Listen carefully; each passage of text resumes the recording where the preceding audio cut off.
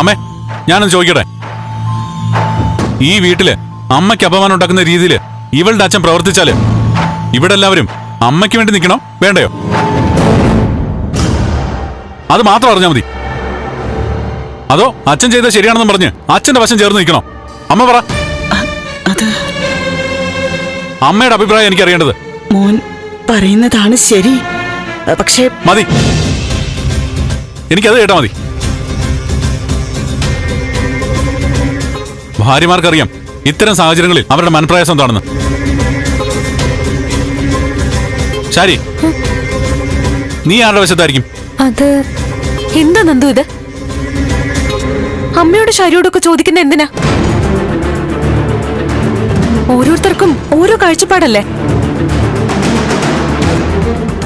ഞാൻ വാദിക്കുന്നത് അച്ഛന് വേണ്ടിയല്ല, തെറ്റ് ചെയ്യാത്തൊരു മനുഷ്യന് വേണ്ടിയാ.